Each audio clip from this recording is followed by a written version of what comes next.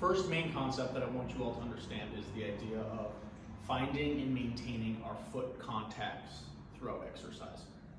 So your foot contacts are 3 points at the bottom of your foot that create a nice stable base for you to stay balanced.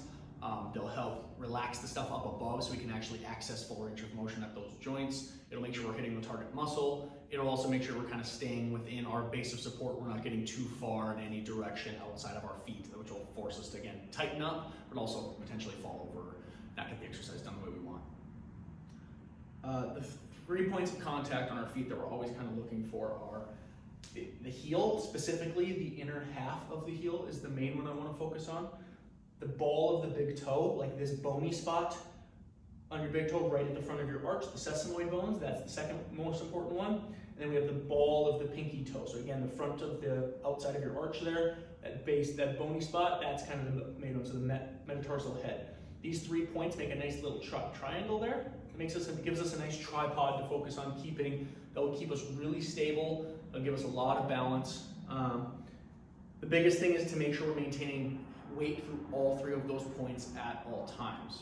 There will be times when I want you to get a little heavier in your heel or a little heavier in the front of your foot, but that doesn't mean that I do that at the expense of losing one of those other points. So you should always be maintaining all 3 points unless I specifically tell you otherwise. To give you an example, if I find all 3 of those points and I just lock my knee out, it makes it very hard to keep that base of my big toe down, which is why a lot of times I'll tell people to don't lock your knee out. Like keep your knee just relaxed a tiny bit, even at the top of the lift, and that will make sure I can maintain all 3 points on the ground.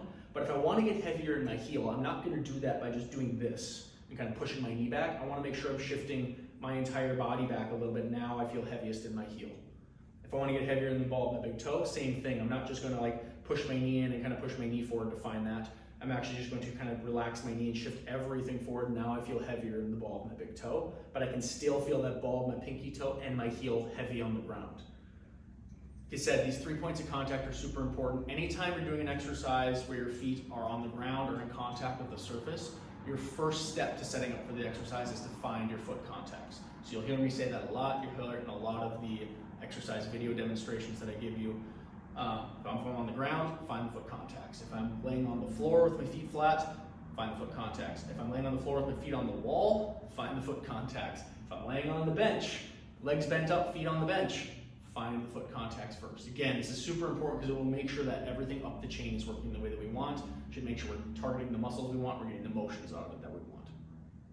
So like I said, those 3 points, inner half of your heel, ball of your big toe, the sesamoid bones, the head of your metatarsal there, and then the head of your metatarsal on your pinky toe, so that bony spot at the front of your arch there. So 1, 2, 3, those are your main foot contacts.